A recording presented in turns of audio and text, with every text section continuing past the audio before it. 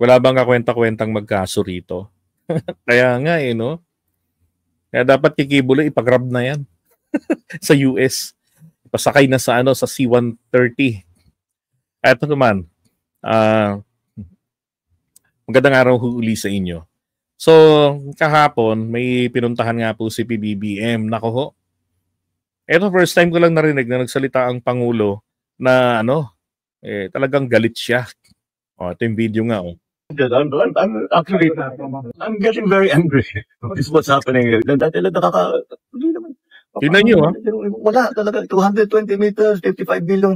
Completed ang record ng Public Works. 250 meters, 55 million. Walang ginawa, kahit isang araw hindi nagtrabaho, wala kang makita, puntahan ninyo, wala kayong makita kahit na ano. Tuloy-tuloy yung pagbaha doon sa kabila. Hinanap ko rin sa coordinates kanina, yung totoo po talaga, wala po talaga. Ang malas pa nila, mukhang updated ng 2025 yung ano, yung kuha ng Google Map. So, yes. Sir. If Grabe no, parang nakakita sila ng totoong multo no. Multong proyekto. Gaano kasakit 'yun na tiwala ka na pagmamalaki mo sa taong bayan, dinaan mo sa SONA, palakpakan ng lahat, naaalala ng mga kongresista yung proyekto nilang ghost kung hindi mahina. At na mababalitaan na naman nilang gumuho, nabutasan, nasira ng bagyo, maipare-repair na naman tayo. All of these projects were properly executed and implemented. Ang laki nang nawala na problema sa atin, sa mga taong bayan. At sa tama. Kung tama ho ginawa nila sa trabaho, na supposed to be ay magpoprotekta sa buhay at ari-arian ng mga mamamayan, ganun din sa mga negosyante. Di ba? Hindi. Pinagkakwartahan. Ang nakakaawang kalagayan ng mga tao na nandyan sa lugar na yan, na nangangailangan ng proteksyon mula sa gobyerno sa paraan po ng tamang pagpapatupad ng flood control projects. Dapat po sa mga salarin dito, binibitay ito. Di ba? Kasama si Joel Villanueva. Walang pakialam sa Bulacan. Senador pa naman. Ang tingin nila, mataas pa nga sila sa mga congressman eh. Di ba, maano ba man lang na ikaw ay congressman, ikutin mo naman ang ang Bulacan. Hindi naman yan sinlaki ng Mindanao. Di ba, tingnan mo naman yung mga proyekto ng gobyerno na dumaan sa inyo para mapondohan. Oh. Kahapon, hugas kamay. Wala po kung ano dyan. Hindi naman yun, wala naman nagsasabing may kinalaman siya eh. Di ba? Yung nga nakakapagtaka, bakit pumipiyok? Alam naman nating wala ka naman talagang nagagawa dyan. Mas magiging maayos hanggang irrigation, hanggang water supply, fresh water supply for household. Pero ito yung ginagawa nila talagang nakakapinsala pa sa mga local residents. Kaya tingnan nyo mayroon ng existing na kanal. Anong ginawa po? Ginawa ng bagong project. Nire-rehabilitate nila. Anong petsa pa dapat ito? Completed po ang nakasulat sa listahan ng Pangulo. Bago lang yung bakal. Parang nung nagreklamo lang po si PBBM, nung pinabaan niya yung kalumpit, parang dun lang po ito nilagay. Paano kung masabi yan? Pansinin niyo yung mga nakalawit pong mga alambre. Di ba nakaganon yung bakal? Sa tabi nun, may nakalawit ng ganon. Yun po yung alambre. Pag yan ang pinilipit dyan, nabasa ng tubig, nangangalawang yan agad-agad. Pati yung mga bakal na yan, yung mga deformed bars na yan. Bakit fresh na fresh? Ano yan? Yung tubig ba dyan sa ilog na yan o sa creek na yan o kanal na yan? Ano yan? Anti-rust? Diba? Fresh na fresh. So yes, I'm not disappointed, I'm angry. Ito napansin ko lang. It's a field, right? It's a farm, I mean. So, ibig sabihin, kapag umapaw ang tubig dyan, apektado po yung mga pananim, yung mga palayan, yung mga crops, di ba? Yung mga palaisdaan. Damay po ang dito, ang sektor ng agrikultura. Ilang tao ang yumaman. Ilang tao yung nabago ang buhay dahil sa pinagnanakaw yung pera. sa proyekto. Pero yung mga tao na lumalaban ng patas, anak ng putya, palagi na lang biktima, palagi na lang silang susuporta sa request, sa kanilang sariling request na i-rehab, diba? Ayusin yung daluyan ng kanal sa kanilang lugar, gagaya niyan. Protektahan kami sa baha. Kasi hindi po naman pala totoo yung proyekto. Paulit-ulit ang pondo dahil pag in-inspection, wala kang makikitang nakatayo. Pero, nauna na sa listahan, natunaw pa ang pondo. Uulitin na naman yung trabaho. Diba? Pag nagkaroon ng totoong proyekto, mahina naman ang kalidad. Dahil naman po, diba, sa partihan na hanggang punong barangay at mga kabataan, ay mga kagawad, nakakatanggap ng barya. Diba? So mahina. Uulitin na naman pagtapos ng labanan sa baha. Ay. Grabe. So the co-op fraud audit of Bulacan projects, anong end goal nun, sir? Filing case? Yes. If need be, of course. As I said, ang trato namin with all of this is, siyempre marami na. For example, falsification na ito. Yung ganito, dahil nag-report sila na completed. Hindi, kitang-kita naman na hindi completed. So immediately, that's a falsification. So that's already very, very big violation. Maraming mananapolis dito, palagay ko. Ibig sabihin, maraming magiging katulad din na polis na nakulong. Di ba? Dahil sa ganyang kabalbalan sa proyekto ng gobyerno. And then sa mga senador, dapat meron din at mga kongresista. And for the big ones, talagang I'm thinking very hard to pipilahan natin sila na economic sabotage. Because economic sabotage... Tingnan yung ginawang kagaguhan na ito. Tangina, mas malapad pa yung ilang patong yung pader? 3?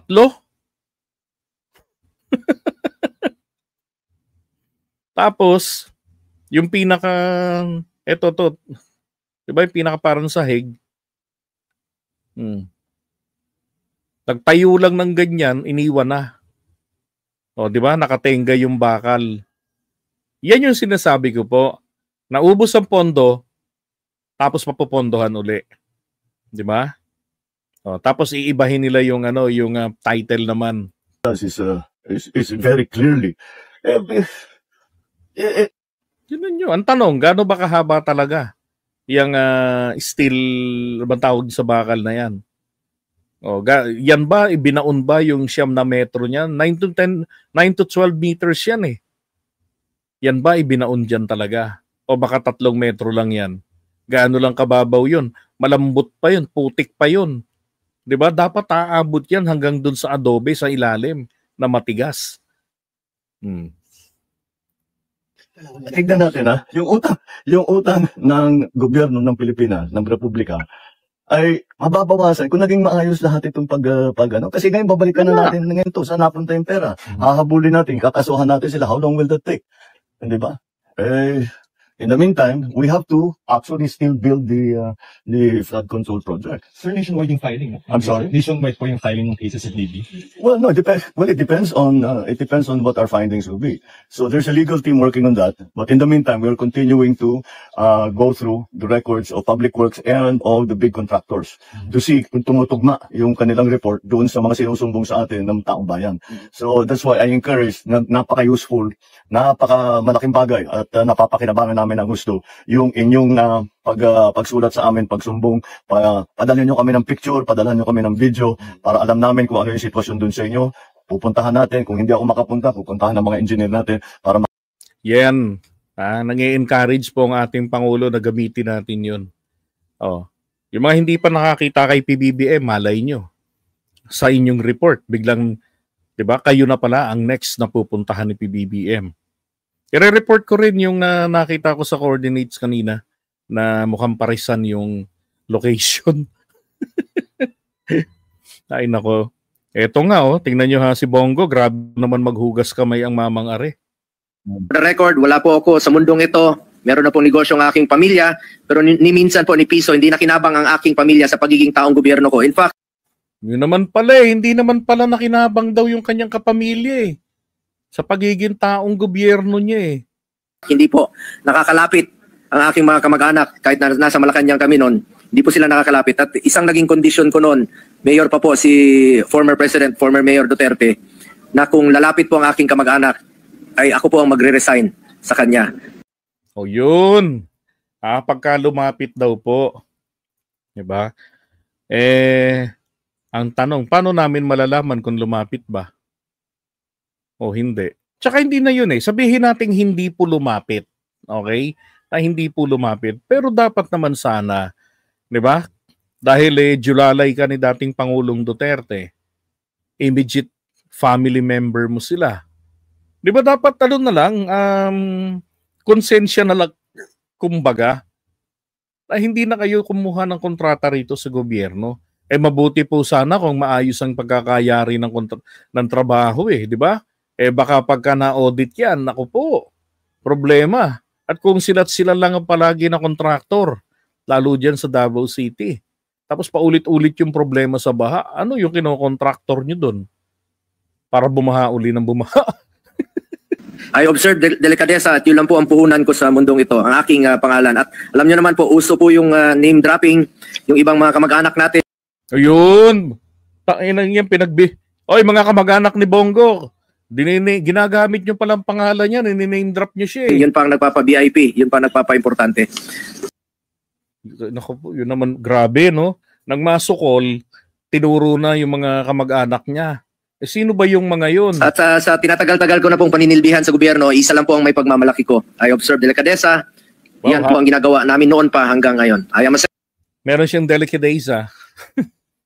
Senator, a legislator, wala po akong kinalaman sa implementasyon ng kahit na anong proyekto, lalong-lalo na po sa pag-identify at na makikinabang po ang aking pamilya. Panahon ni Pangulong Duterte po, may mga budget na po sa flood control. Dapat po walang masayang ni piso na pera po ng gobyerno. 5 flood control projects sa Davao del Sur ang napunta sa Alfrego Builders and Supply ayon sa listahan mismo ni PBBM. Ang Alfrego, pagmamayari ng half-brother ni Senator Bongo. In total, lagpas 326 million pesos ang halaga ng flood control projects na hinawakan ng kumpanya. Base sa pag-aaral ng Billionaire News Channel, sabi niya wala daw no? Okay nang meron. Sige, okay nang meron. Negosyo yan Ang tanong, effective ba? Talaga bang maayos yung trabaho? Mas bahain ang kalinan tuwing masama ang panahon. Doon constructed ang majority ng nasabing projects ng Alfrego sa Davao del Sur. Una nang na-flag ang nasabing kumpanya noong 2018, kabilang ang CLTG Builders na pagmamayari naman daw ng ama ni Go. Yan ay dahil sa pag-corner umano ng billions worth of contracts sa Davao Region, kasamang DPWH for over a decade. Noong 2017, sa termino ni FPRRD, nakakuha umano ng higit kumulang 43.77 billion pesos sa infra funds ang Davao Region. That's double the amount of 2016's at karamihan sa projects kasama ang sa Alfrego at CLTG na delay o hindi naman daw natapos. Langiya, sinagot yung tanong ko kung matino ba. So alam lang ng mga taga Davao dapat kung bakit kayo binabaha pa din dyan. Di ba? Lalo na yung nandun sa majority ng mga proyekto nila sa flood control, sila yung gumawa. Yung kaanak ni Bongo. Sinungaling. Sabi nga ni Sarah, hindi sinungaling. Lahat ng tao sinungaling. Di ba? Umiikot pa yung mga mata noon. Alam mo, hay na hay. Nako, my goodness. Talaga naman. Please don't forget to like. Yes po, please don't forget to hit the like button. We're 1,044. Dito po, pakalike po yung mga nanonood po dyan sa Kois TV na 2 piraso. At doon sa isang backup ko, yung bagong Pilipino ko, 2 piraso din. Please don't forget to hit the like button. And shout out po sa inyo dyan, ha? Okay. And dito naman po, 1,041 dito sa ating JDB's Comments Pro Filipino. Pakipindot na rin po ng ating attendance bago po tayo magpatuloy. Okay? Lahat sila hugas kamay. Yun na nga Diba? So, sino ba next natin dito? Tingnan yung pinakita ng Pangulo. Ito, masaklap, hindi rin daw ho ito mahagilap. Yan. Taga Malolos. Official receipt. Valid naman yung official receipt. Diba? Second billing, 55 million pesos, and then yung second billing nila 43,490,000.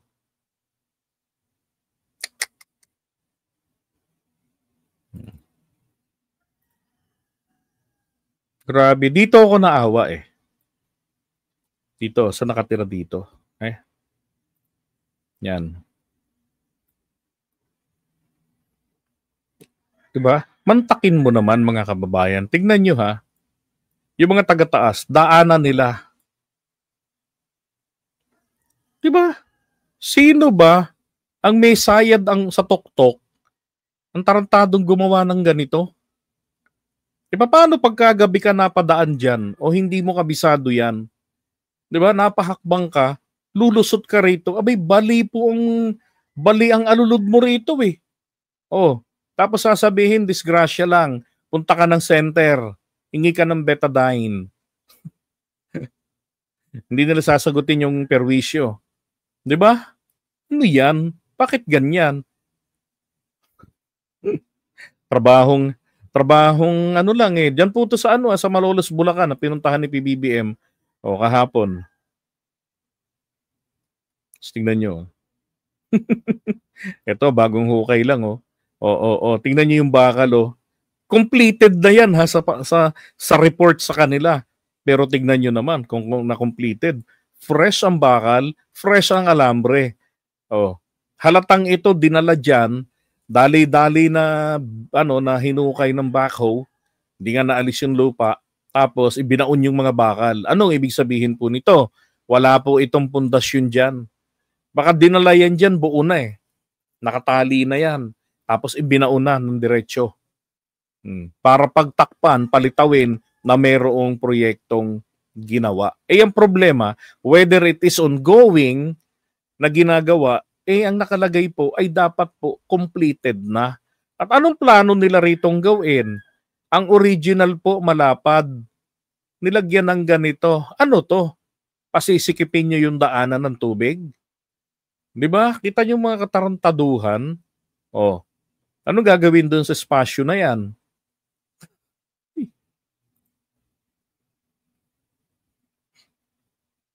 Di ba?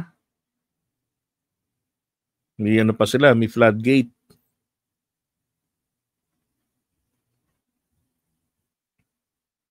Ito, fresh na fresh pa yung semento. Parang nung nagpunta lang ng Kalumpit, Bulacan si PBBM, doon lang ito na semento. Ay tama, Yuki, bawal dumaan ng lasing doon. Butas-butas, hayop talaga. Mawalang konsensya ang mga animal. Ito yung post niya. Kaya ako binalikan tong content na to Sabi niya, nagtungo ako sa Baliwag, Bulacan matapos makatanggap ng report sa sumbong-sa-pangulo.ph tungkol sa isang ghost project. Mahigit 55 million, sabi niya, ang binayad para sa concrete river wall. Bayad na mula pa noong Hunyo pero sa inspection wala ni isang hollow blocks na makita. Hindi pa ito kasama sa listahan ng flood control projects na isinumiti ng DPWH. Sabi niya, bakit ito itinago? Wala sa listahan ha. Hindi ibig sabihin, yung nag-report nito, hindi mo ito makikita doon sa doon sa yung nasa website. Hindi.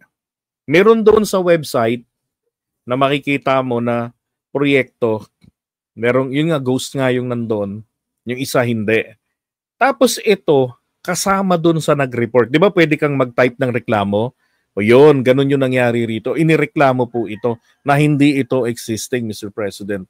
Meron kayong makikita ditong surprise na multo na hindi nakakatuwa dahil sexy, hindi si Casper. Hindi rin po ito yung multong nakakatakot. 'Di ba? Bagkus ito ang multong nakakagalit. Dahil yung proyekto mo, Mr. President, ginawang multo. Siguro ganun po yung na-report doon, Kaya na-excite ang Pangulo, pinuntahan ng Malolos Bulacan at eto nga yung nakita niya. Sabi niya, hindi natin palalampasin ito.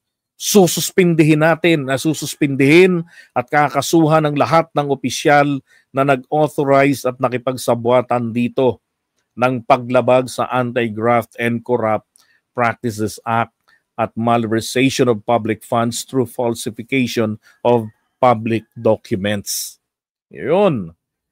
Bakit po anti-graft? Alam niyo ho ba, yung simple lamang na pagpapabaya sa trabaho, nakikita mo na. Diba? May nagrereklamo na, hindi mo pinapansin. Tapos ang epekto nito, grabe. Ang pinsalang dinudulot nito, hindi lamang sa pera ng gobyerno, kung hindi po sa mga residente rin na dapat maprotektahan ng proyekto. Pasok po sa graft yun.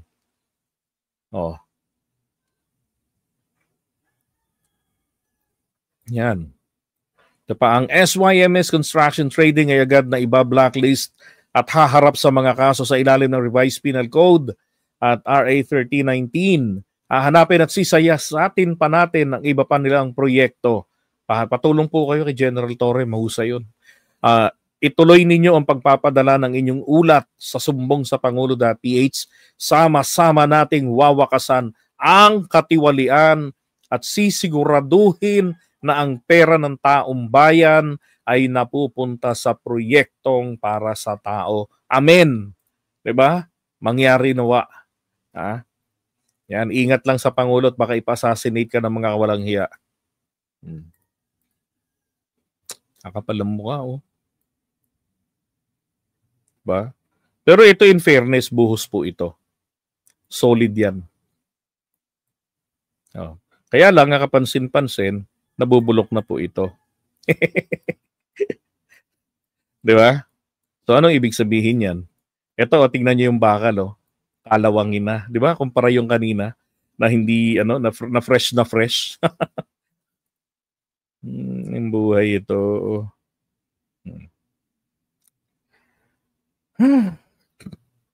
Wala pong ginagawa. Walang malasakit Sarili niyang lugar yan. Di ba? Imbestigahan din po si Bongo at si Joel. Ipakulong ng mga kurap. Dapat.